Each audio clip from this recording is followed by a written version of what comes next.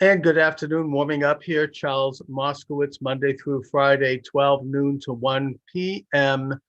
as I launch my live stream program and as I launch my phone calls. I take live phone calls on this program. 617-396-4958 is the number. 617-396-4958. Let me just go live on Restream. Let me go live on Podomatic. All of these things are incredible. Actually, let me just click this button and that button. Let me put up the Skype so I can get the phone calls happening.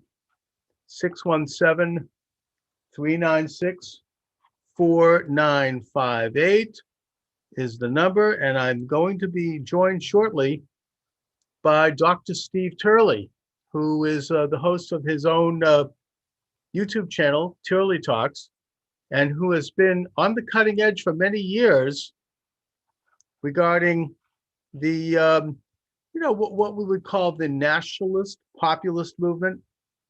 Dr. Steve Turley has been, as I say, a leader of the nationalist populist traditionalist coalition, is what he calls it.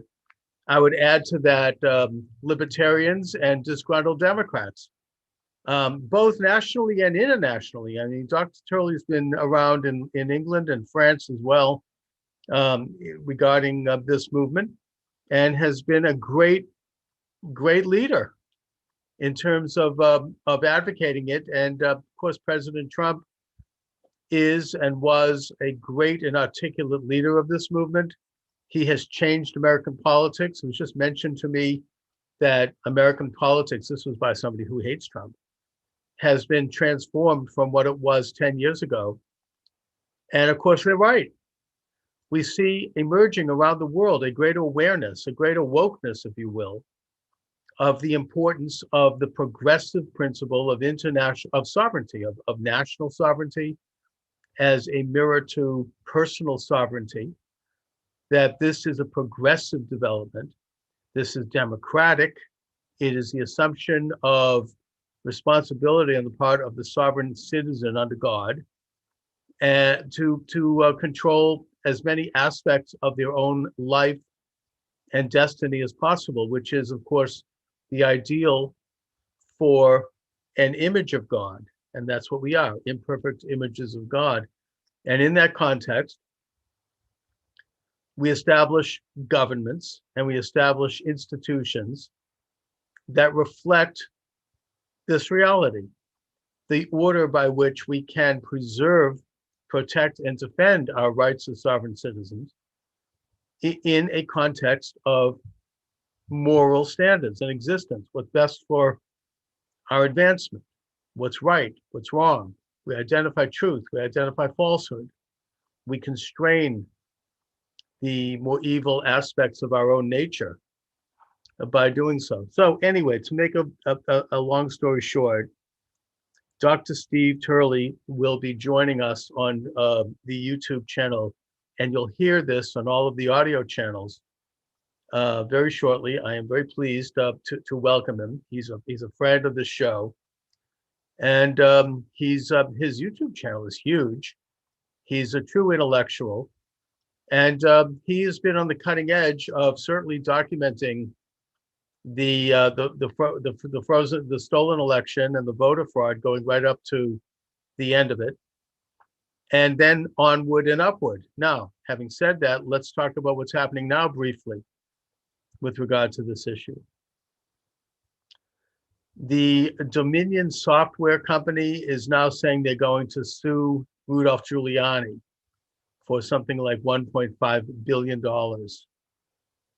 I see this as a good thing, not a bad thing, because it's going to mean that Giuliani, and I hope he brings Sidney Powell in as his lawyer. That would be freaking amazing.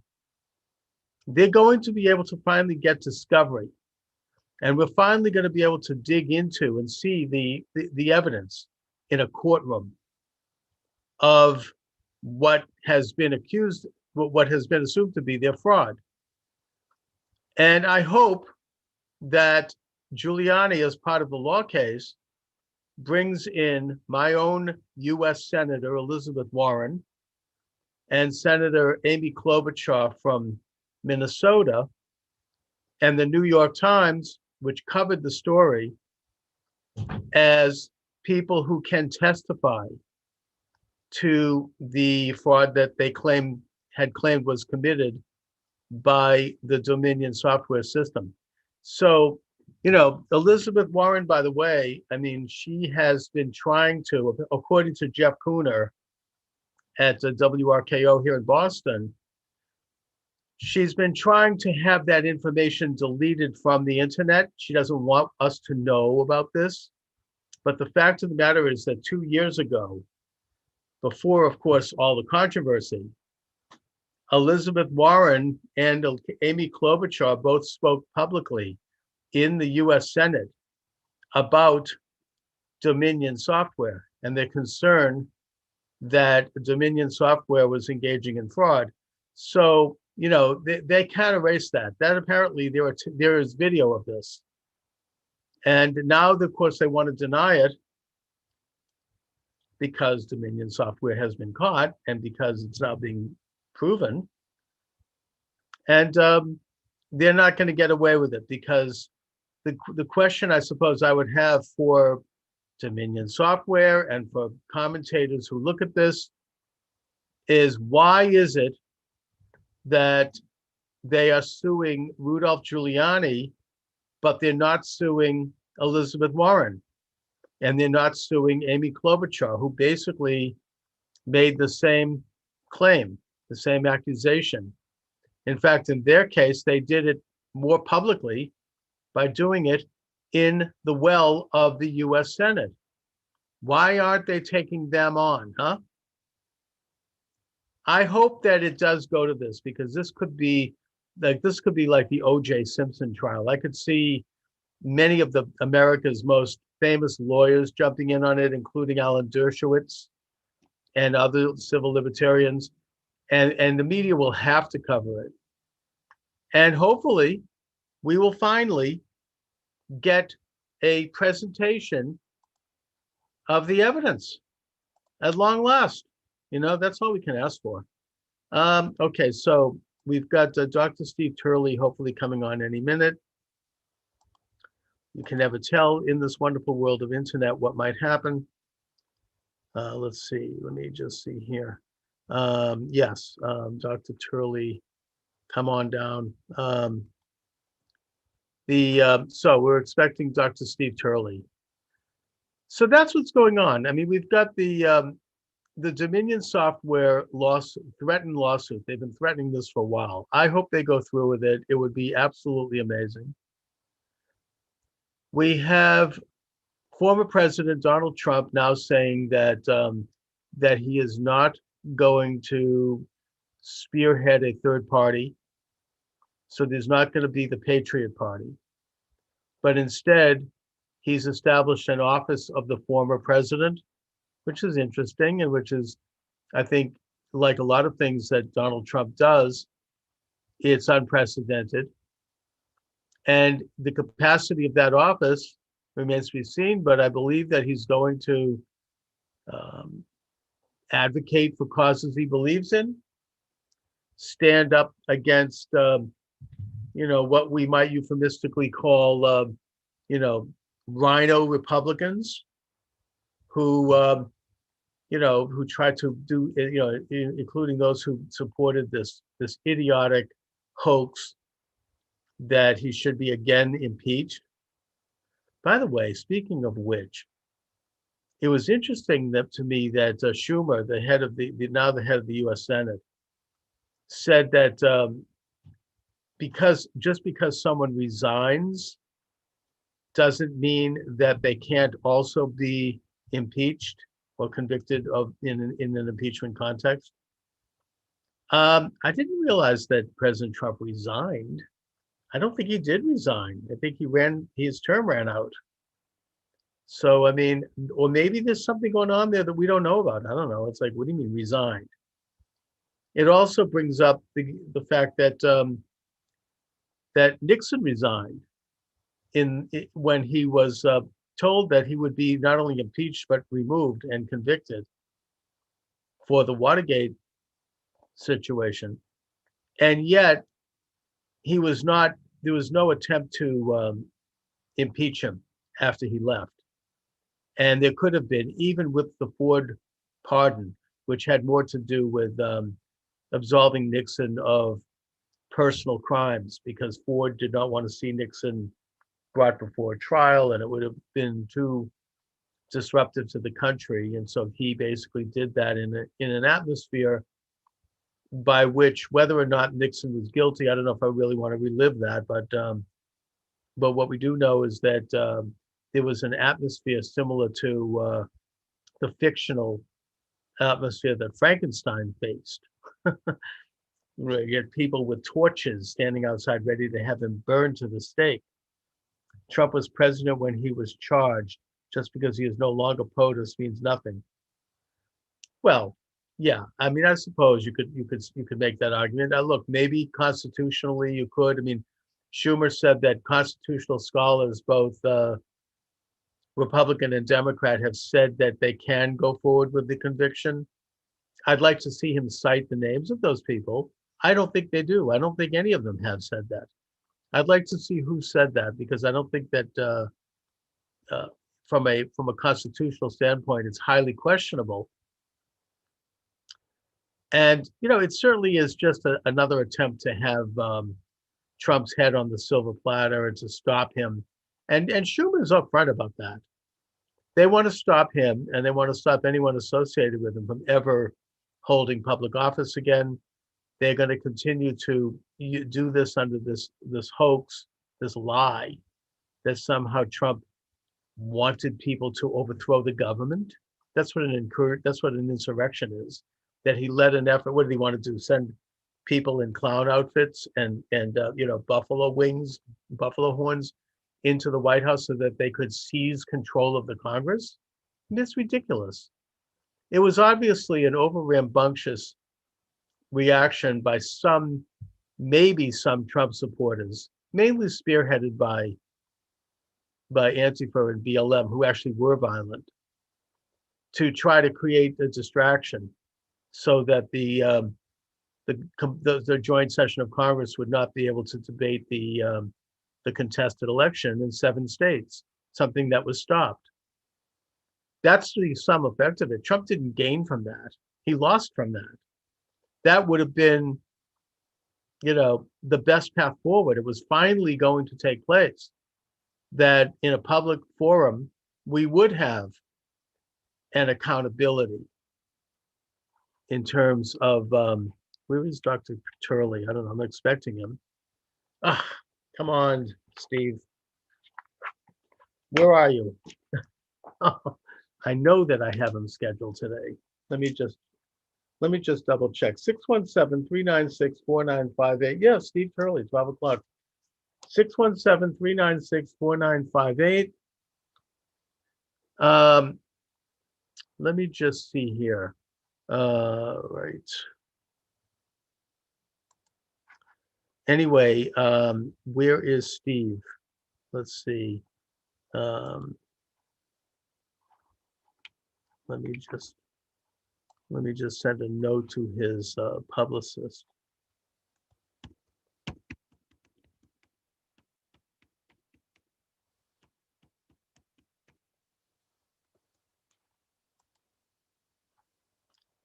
All right. Yeah, I did everything right. I sent everything Tuesday, 12 p.m. Sure.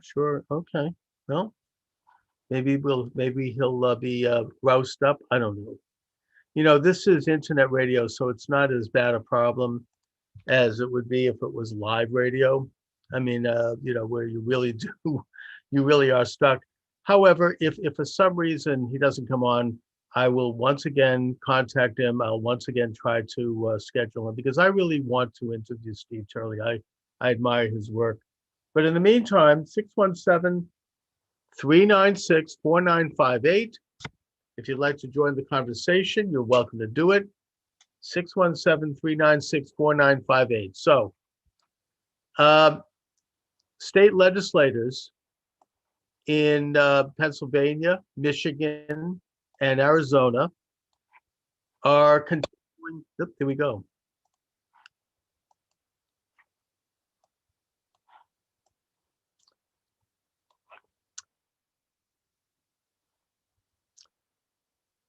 All right, we are joined by Dr. Steve Turley. Steve, can you hear me? I can. I'm sorry. The Google power outage is going on here apparently in Boston, New York, and DC. I just looked at the map there. Oh, that's and so it took me about 10 minutes to log on to you. So I'm sorry about that. Not at all. Thank you for joining me. It's always an honor and a pleasure to have you on, Steve. You are one of the, in a sense, an international figure when it comes to defining what you describe as the nationalist, populist, traditionalist coalition. I would add to that libertarians and disgruntled Democrats. Definitely disgruntled Democrat. Yes, yeah. The beauty of populism is, ironically, we can it provides a new common ground, a new meeting place for people on the disgruntled right and disgruntled left. Absolutely, yeah. Now, since the last time we spoke, obviously the election has been completely and utterly stolen, and Biden has been installed. Don't hold anything back, Charles. Let us know how you feel. Not at all. They were able to disrupt the joint session of Congress, where we were supposed to hear the evidence of voter fraud from 7 states. The minute Arizona started to present their evidence, and it was pretty compelling, all of a sudden you have the guy with the buffalo hat and everybody pouring in, and everything gets shut down. Then in the wee hours of the next morning, they gavel Biden through. No debate. The public never gets to hear the evidence. There was no court system, state or federal or Supreme Court, that would allow the evidence to be heard in the proper forum. The media, of course, was completely in the bag. The Mockingbird media never investigated, never researched, never interviewed any of the 1,000 affidavits. In other words, the whole thing was hermetically sealed and everything was shut down. And so here we are now. I understand that there are still several states, Arizona in particular, but also Michigan and Pennsylvania, where you have state legislators, where the actual power resides to regulate elections, and which is one of the reasons why this case was supposed to be heard by the Supreme Court. Article 2, Section Clause 3 of the Constitution, that the state legislators shall regulate election policy, that they are still continuing with their investigation. Do you have any information about that, Steve? Not too much. I'm hoping to. So we chatted with Doug Mastriano of Pennsylvania. He's spearheading an electoral integrity. He's a state senator spearheading electoral integrity bills. He wants to get rid of the no excuse mail-in ballots that their rabid liberal governor signed in, that basically said if you want to vote by mail for any reason whatsoever, you can. So he's trying to restore the electoral integrity in Pennsylvania. I know that part. And then Mark Fincham, over state representative in Arizona, he is spearheading the fulfillment of the state Senate there that had subpoenaed the Dominion voting machines for a forensic audit. And they were inspired by the whole fiasco in Antrim County, Michigan, where the machines had a demonstrable 60% failure rate. And he said, well, if that happened in a county or town with county with 25,000 people, and what do you think was going to happen with Maricopa County with 4.5 million? So it looks like they're going to eventually get it. They're not letting go of this, which is really, really good. Yeah. The problem, of course, is on social media and so forth. We've all basically been given a gag order. We're not really allowed to report on things like that. So that makes alt tech all the more valuable and all the more resourceful for information. That's why, again, love your platform, love all these other platforms that we're getting on particularly Rumble and Gab and Minds and the like. And hopefully we'll see Parler back soon. That's what the talk of the town is. So Mhm. Anyway, that's what I know from it. Unfortunately, it's limited, but that's what I understand at this point. Right. And by the way, just as a sidebar, I'd like to mention, Steve, that I am very inspired by your example regarding alternative media. Like this program is now downloaded both to Minds and Rumble. I also run live on Restream, which puts it up on D Live and about 7 other platforms. And I downloaded into Podomatic, where the audio goes on iTunes, iHeartRadio, Spotify, and a bunch of other people. So I'm trying to diversify the number of platforms. If they take me out on one of them, I'll Right. still be up on the other. And I'm determined to do this thing every day at 12 noon, as long as there's someone out there That's left right. who's going to still carry the show. Now, I just want to zero in a little bit more on the Maricopa County situation, because I heard an interview with the um, the people in the state legislature who are suing both the election auditors in that state. These are people who have subpoenas, who are not responding. They could be arrested for that. And they say that they are now coming in, and they now have agreed to a forensic audit of the Dominion machines. But the problem is that it's going to be done by the same corrupt people who have been there all along, and they're not going to really get into a full and complete audit of those machines. And I mean, to my way of thinking, this should be one of the civil rights issues of our time right now, because if we don't have one man, one vote, if we don't have an honest vote, I don't care whether it's Trump or going back 10 years, we're not going to have a free country. And I would hope that reasonable people, now that they have Biden installed, they don't have to worry about it anymore. No one's going to question that. But let's still have a full accounting, and let's get rid of these electronic machines. There's no reason for this. No, other countries don't use it. Texas didn't use it. My own Senator Elizabeth Warren, along with Right. Senator Amy Klobuchar, who are now both trying to have this removed from the internet, by the way. A year and a half ago, they held hearings where they questioned Dominion Right. software. And now Dominion Software is suing Rudy Giuliani for $1.5 billion. I hope that he brings Sidney Powell in as his lawyer. And this is maybe this is finally the opportunity, which was not afforded during the corrupt election, where the evidence can be presented in a courtroom. This could be a trial bigger than O.J. Simpson. They'll have to pay attention to it. We'll get Dershowitz in there. All the same characters will probably go in to help Giuliani. And we'll finally get to see this rotten system, who financed them, where they derived their money, where they came from, how they did this, the algorithms that they manipulated, the whole shebang. We'll get to the bottom of it. What do you think? That's great. Yeah, that's a neat analysis there. I would love to see it. We'll have to see. It's a bit speculative at this point, obviously. But granted, I mean, the lawsuit, obviously, from Dominion is there to intimidate people from speaking out against it.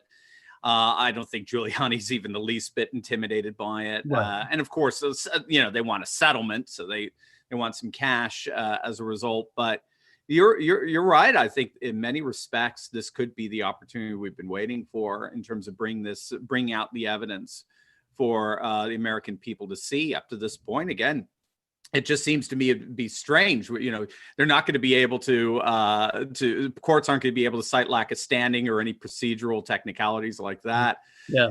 With Giuliani's situation. So it would have to go to trial, would have to be reported on. One thing I do notice, though, that you saw over the weekend on the George Stephanopoulos show with Rand Paul, that interaction was very, very interesting.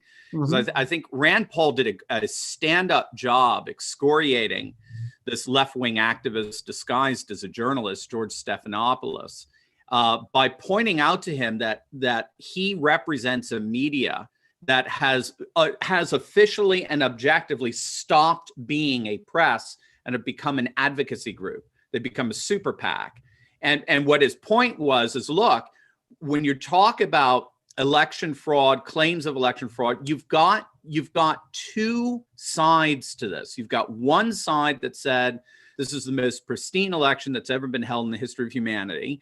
And you've got, and then, and Stephanopoulos says, well, no election is perfect, but everything was certified and blah, blah, blah. And then you've got another side who says, yes, but that certification was part of the fraud. That was part of the problem, where you have these secretaries of states making rules and regulations that should never have been able to do, where you have all these mail-in ballots coming in 700% more than what you got in 2016, but with 1,000% decrease in rejection. Just having the standard rejection of anywhere from 4 to 6% of mail-in ballots, standard rejection alone, Trump would be president right now. Mm-hmm. So he said, but instead of weighing the both sides and looking at it, instead you and the press have said one side is truth and the other side is all lies.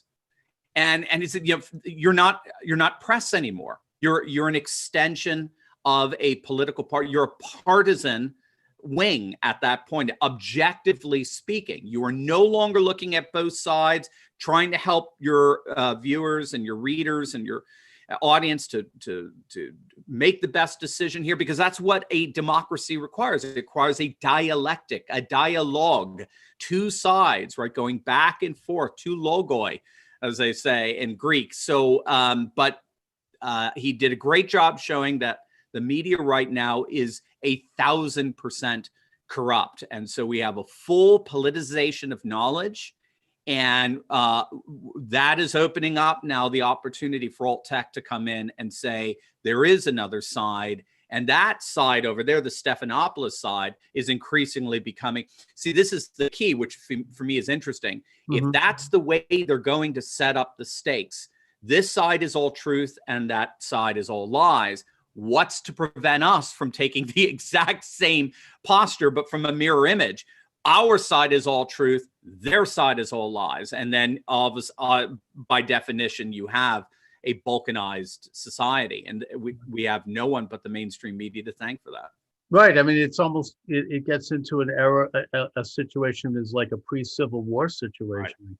Right. And maybe they'll do like the Boston Globe in my own hometown traditionally does, which is wait until their person is securely launched onto the throne.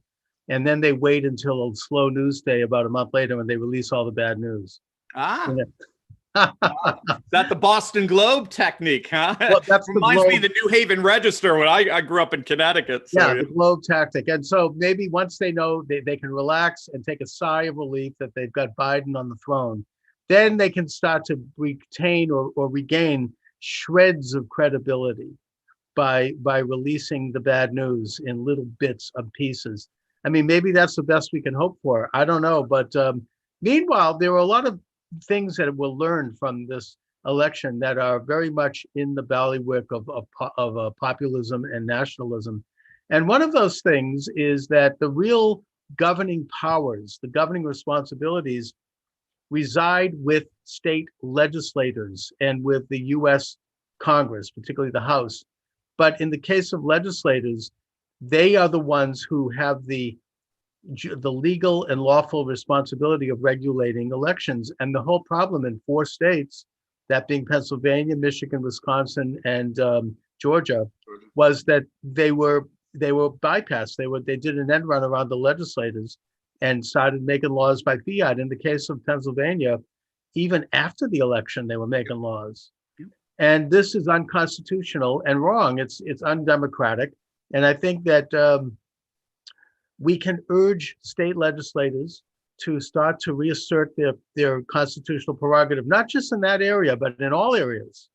And we can ask young people or retired people or people who are empty nesters, anyone who has some extra time, to consider running for local, state rep and state senator, because it's an easy race to win.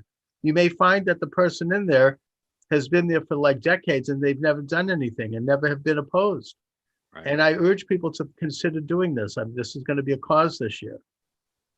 Yeah, it's so good. It's so for 4 years, we've been looking top down, strength and power in our politics.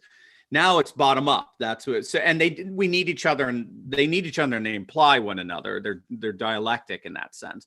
You want both, ideally. And so absolutely, I think this is galvanizing conservatives already, I think it was Jack Posobiec who tweeted out from One American News that every rhino up for re-election, he's got it the list, every rhino up for re-election in 2022 looks like they're going to get primaried.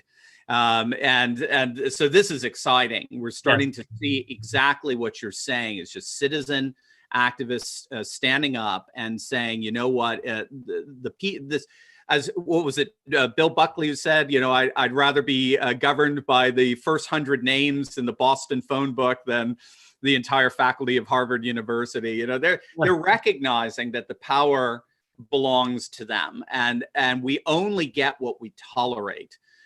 We only get the Mittens Romneys and the Mitch McConnells because we've tolerated them in the past. I think that toleration level is over. The talk of a Patriot Party is very interesting because I think it does have a lot of leverage in trying to force the establishment Republicans to begin to move more in our direction. That's how the Brexit Party pushed the Tories over to the right when it came to the Brexit issue. So these things are all good developments because what they're doing is at the grassroots level, they're forcing the establishment to begin to voice and take seriously the concerns of the people as over and against the concerns of the establishment. So right now, at best, what we have is not so much a Republican Party that was nationalist populist right. I think the mistake I made in my analysis over the last couple of months is I assumed that the sort of the civil war in the Republican Party ended in 2016, at least formally. I knew you still had plenty of establishment folk there, but I thought that that Trump had so overwhelmingly transformed the party at the grassroots level, there was no way the establishment was going to go back to the permanent political class values and governing according to their own interests and their own concerns. Boy, was I wrong about that. Boy, do they switch fast. I mean, that was, you know, that's faster than a green light and a New York, Manhattan taxi horn, you know, beeping. I mean, that's, wow, did they switch. And so, and that's what I mean. We're not so much nationalist populist right as we are nationalist populist light. And nationalist populist light means you've got your deplorables grassroots, but you have a thoroughly establishment leadership. And what we saw for 4 years is that establishment leadership more or less got tamed as soon as we got particularly Paul Ryan out of there. They got tamed. They were listening to the grassroots as we were led by the Godzilla politics in the White House. But the moment they smelled blood, they turned on him and they were like sharks and they took him out. And so now it's going to require us to take them out. And I think with this upcoming trial in February, with Mittens McConnell team kind of coming together there and saying this is a very important thing and we need to be doing, you're starting to see the Lindsey Grahams, the Rubios and so forth saying, no, we don't want to have anything to do with it. You can have your trial. We're going to sleep through it and then we're going to vote to quit. Even John Roberts, Supreme Court Chief Justice, who is questionable, I would suggest, nevertheless has said that he doesn't want to have anything to do with this. That's exactly right. And you have strange comments from Schumer saying that just because Trump resigned, he didn't resign. You know, that doesn't mean a trial goes forward. And then he quotes some nebulous group of constitutional scholars, both on the left and the right, who support this. I'd like to see him show a few names of people because I haven't seen anybody who is, you know, I don't think that Dershowitz doesn't support it, and Jonathan Turley doesn't. My namesake, Jonathan Turley, thinks it's absurd, and both Dershowitz and Turley are political liberals. It's not like they're right wingers who have any any fish to fry in this thing. So no, absolutely, you're absolutely right. I mean, it is. Just think about it, Charles. It is the epitome of absurdity to have an impeachment trial for a private citizen. and I think that, as usual, the left is overstepping itself. They've become drunk with their own absolutism and their own sense of total power, and they're going to basically step in it on this one because it's all going to come out, first of all, that when Trump marshals his defense, the main ringleaders in that whole thing were Antifa, BLM anyway. In fact, even today already, we now have another one that's come out. I mean, I have this TikTok woman who follows me, who says, "Oh, she was there as an anti-Trump person with a Trump hat on, filming, and isn't it amazing? She got all this evidence. Well, if she was there, how does she know all these other people weren't?" Well, the whole thing is starting to come out. The and the whole portrayal of this thing is. I mean, maybe they've engaged in propaganda for 4 years and outright lies against Trump. Maybe now it's like they're on steroids with that, and they're going to try to push this narrative, and I think it's going to really backfire. Most Americans don't buy it. I think it's going to galvanize support. Now, President Trump has now gone on the record, apparently, and I don't know if you know about this, but he said that he's not leaning toward creating a third party. They're not going to have the Patriot Party, and that he's establishing an office of the former president, which is going to be engaged in advocacy, and I probably in an unspoken way, primarying out these enemies, these people who tried to stab him. What do you know about that? Yeah, and he's in addition to that, apparently he has $70 million in his war chest to back it up, which is only going to get bigger as it goes along. Sure. So that's what I've got conflicting reports on that. So absolutely, one report said he's Newsmax, if I recall, said he's moved away from the idea of a Patriot Party. He thinks because we own the Republican Party, it's just these establishment overlords that need to be overthrown, but we own it. There's no reason for us to leave the Republican Party. That does make sense. It's our party now. Right. And I mean, no other Republican candidate ever got 74, 75 million votes. I mean, this is our party.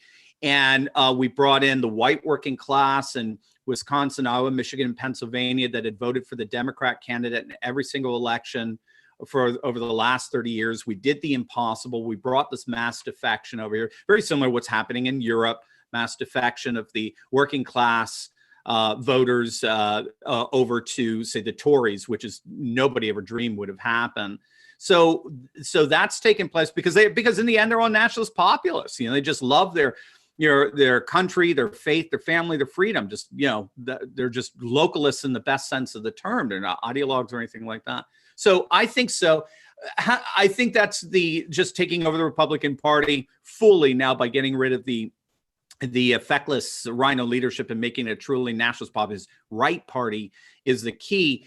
We'll see with the Patriot Party if the Republicans radically disappoint in February, which I don't think they will. I don't. They have to. They can't. Not everyone can Pence themselves or Epstein themselves or anything like that. I mean, they've got to have a political future. So the only way they're going to do that is if they keep the deplorables happy. And the only way they keep the deplorables happy is by quitting Trump and mocking and ridiculing this process, which is what Rubio and Lindsey Graham have been doing. But having said that, deplorables were so betrayed over the last 2 months. Yeah. They were so betrayed at all levels, at the state level, at the congressional level, at the judicial level. They were just so betrayed.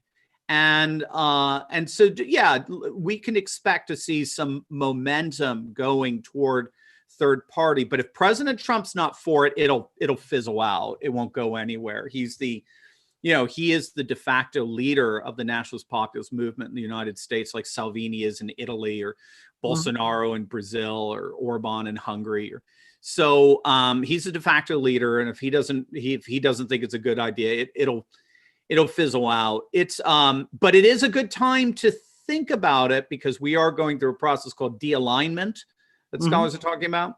So 30 years ago, 40 years ago, 50% of people felt a very strong tie to one of the two main political parties. Today, it's barely 10%. So that's why in Europe, we've been seeing third parties emerge all over the place and actually replacing the mainstream parties, particularly in France with Macron's En Marche and Marine Le Pen's National Rally. And Marsh is barely 5 years old, 10 years old.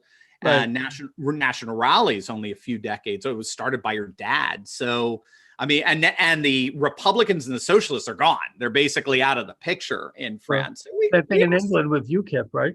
UKIP was a perfect example. And then when they had the European Parliament elections in May of 2019, and it looked like Theresa May and the Tories were going to totally sabotage Brexit.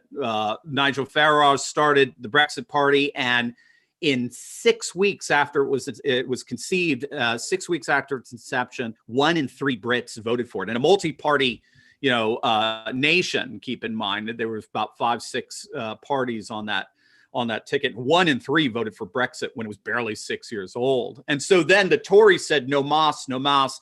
They throw out Theresa May. They say, we're 100% Brexit. They put in Boris. And then 6 months later, they win one of the biggest landslide national elections in a century. So politics is a real roller coaster. And Sure. that's the kind of forcing function that a third party can have.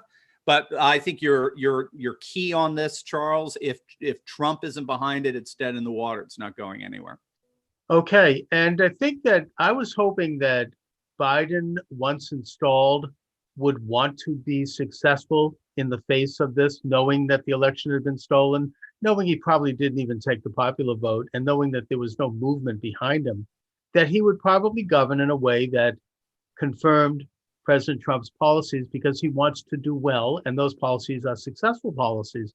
Maybe he might throw a few cosmetic bones to the left, just for to keep the bubbas happy. But for the most part, he would govern from center right. Well, apparently, it's only been a week or so, but he is not doing that. He's moving to the left very rapidly.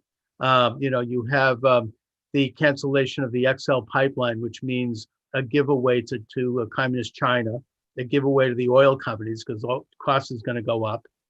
You've got other similar policies, the rejoining of the Paris Peace Accords, which again is a giveaway to the communist Chinese and to other polluters. And it just puts a straitjacket on the United States. And we could go down the list. I mean, probably the most troubling one, which is the first initiative coming from the new Congress, is going to be this HR1 bill, which has in it a codification of all the means by which elections are stolen. You can't have a national ID. You can't purge local voter rolls of people who had died or moved out of state. It's going to allow 16-year-olds to vote. I mean, it's complete shopping list of voter fraud agendas. So does he think that he has a mandate to do this? How is this going to affect the electorate? Is it going to galvanize the left to the degree that they have any political pull? It's a good question. We actually the connection cut out a little bit, but I think I got the point to that. I don't think so. I really don't. I think what is happening here is Biden is basically reconstituting the very Obama era conditions that gave rise to the massive nationalist populist uprising in the first place. Right. So he'll make the George Stephanopoulos and the CNNs and the editors of the New York Times and the Boston Globe very, very happy, and they'll give them glowing coverage, and then they'll bring in their Princeton economists, to come in and say, everything is wonderful and hunky-dory and the like. And all the time they're doing it, the media's trust meter just keeps going down and down and down and down. And the frustration at the grassroots level, people who want their borders secured, they want their jobs kept back home, not being shipped off to third world nations, and they want their cultures, customs, and traditions celebrated and revered rather than despised and derogated. That's just going to continue to grow and grow. Again, exactly like what we're seeing happening in Europe. So I think it's kind of like it's sort of a reset. It's making the left happy. It's making the globalist ideologues happy. But in the end, all it's doing is reconstituting the very conditions that gave us Trump in the first place. That's all they're doing. Plus, And the facts on the ground is that it's going to be disastrous policy. I mean, he's put a pause on the building of the wall and border. Meanwhile, you've got caravans forming again with thousands of people. I wonder how many of them are going to have masks on, Right, exactly. As they cross in. I mean, the whole country is going to react to that and other similar policies. You've got now troops going into Syria and Iraq and Afghanistan.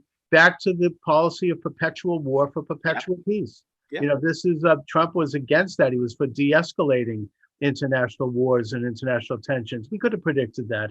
And I don't think the American people are going to buy it. I don't think so either.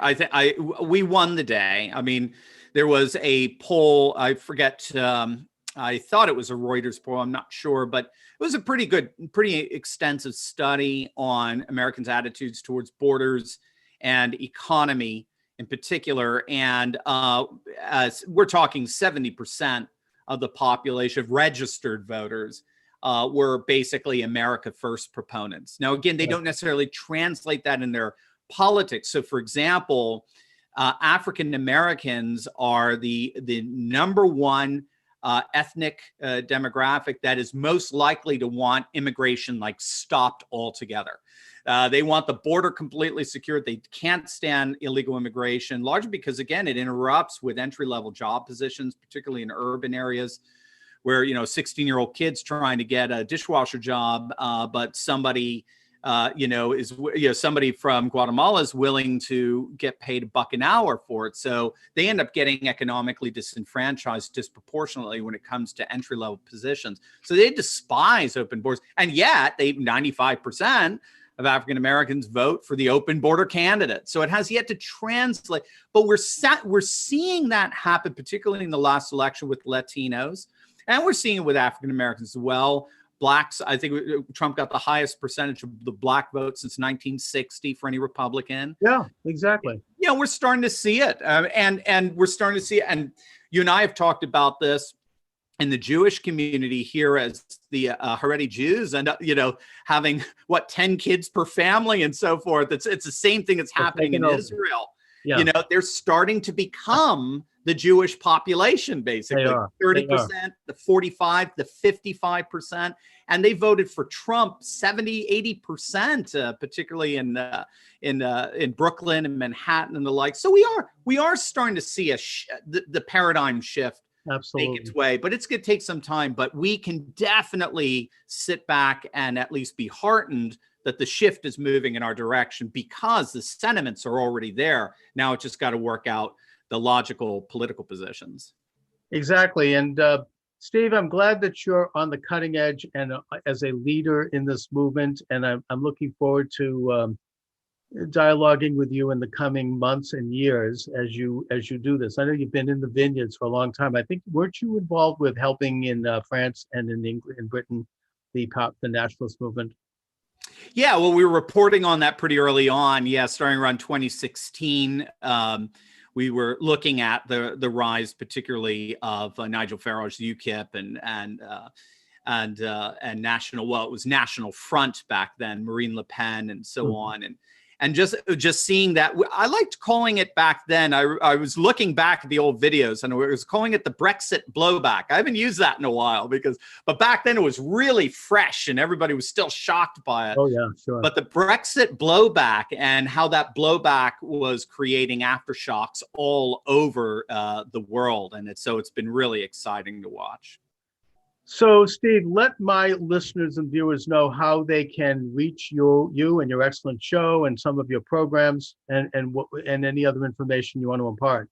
Oh, thanks, Charles. Yeah, they can check me out on YouTube. Just put in Dr. Steve Turley. I've got a new Rumble channel that we're just starting up. That's getting close to 100,000 subs. We're really excited about that. So if you come over to Rumble, just put in Dr. Steve Turley. And you can check out my podcast as well. On all the different podcast platforms, and then you could go to my website at my last name, Turley, and Talks, TURLEY Talks.com. All right, Steve Turley, always an honor, always a pleasure. I really appreciate you joining me as usual. Right back at you, Charles. Thank you, man. God bless. Thanks a lot. Same to you. Okay, and we're going to do some brief open lines here as we wind up the hour. You're welcome to join us, 617-396-4958. What is on your mind? 617-396-4958.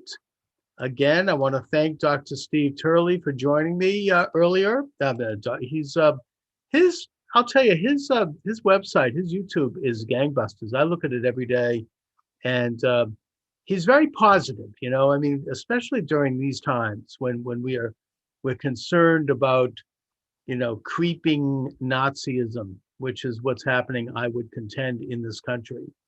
Um, and you feel kind of a little despondent, and you see how things are being stolen, and bad news comes in, like the Supreme Court's decided not to hear evidence. That was a pretty dark day for me. And the incursion in the Capitol, of course, which interrupted President Trump's the 7 states that were contesting the election. That was a pretty dark day. And other events. Steve Turley has a way of putting things in its proper overall context that, it's not that it makes you feel good. It's not happy talk, but it gives it a perspective by which we can begin to understand what's happening and how we can, as people who are seeking to advance individual freedom, how we can marshal the forces that are with us, because those forces are the natural forces. So again, Steve Turley, check out Turley Talks, check out Dr. Steve Turley on YouTube. You're welcome to join me, Charles Moscowitz, Monday through Friday, 12 noon to 1 p.m. Eastern Standard Time at YouTube and at Facebook and at all of the subscribing platforms, which are growing in number. I actually just compiled a list of the number of platforms that carry the show, and I think it's now up to almost 30. And I'm going to figure out how to publish that list so anyone can go to any one of these venues, and some of them are pretty big venues like iHeartRadio and Spotify and Alignable and Pandora, I think, is now carrying the show. So it's and I'm getting it live on many of these venues too, which of course is my goal here, to do a live program where we can interact, we can have phone calls, we can talk, we can get out news. And so in that vein, you're welcome to join the program, 617-396-4958, 617-396-4958.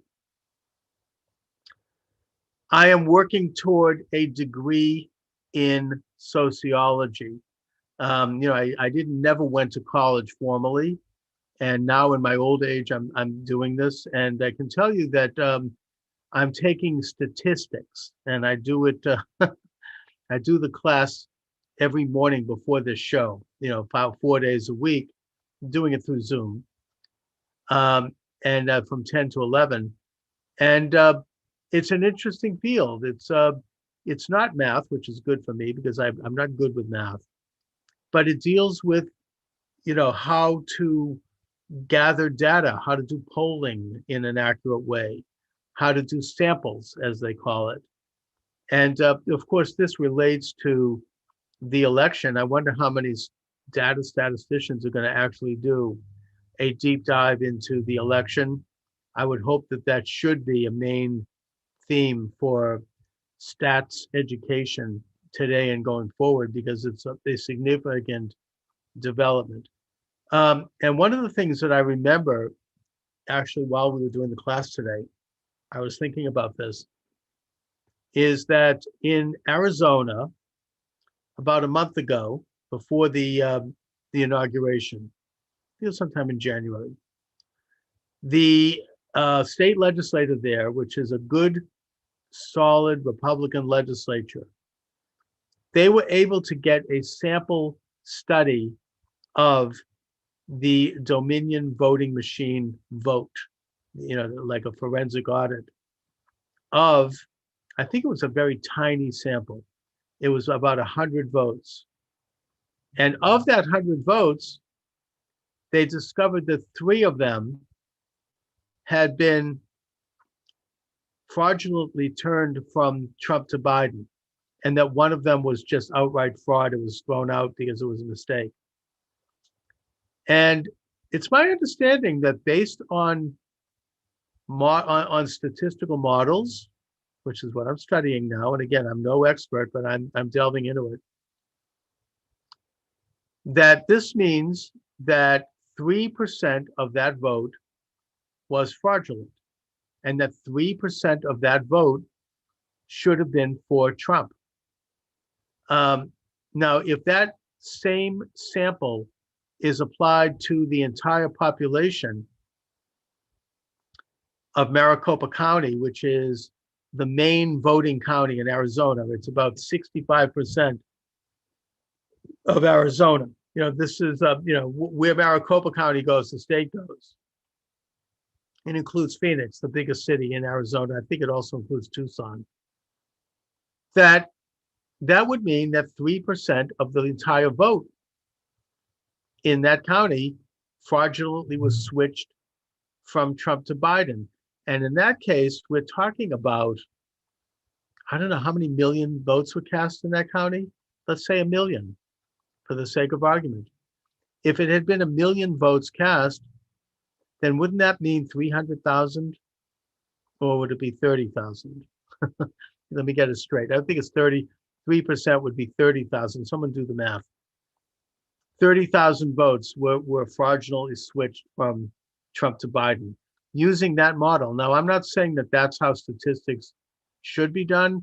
Again, I'm only in the very early stages of studying this, but it's my understanding that that's generally how statistics are done.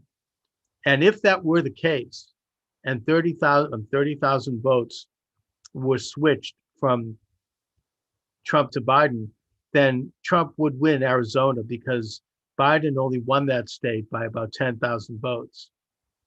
So I think that if we have statisticians, and I intend to do this as a project for my accredited college class, look at the vote, probably in all 50 states, but certainly in the contested states, and look at these sorts of irregularities, then they're going to be able to show evidence, not prove, but show evidence that the election had been stolen.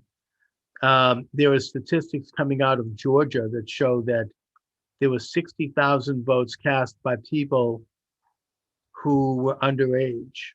They were not of legal voting age.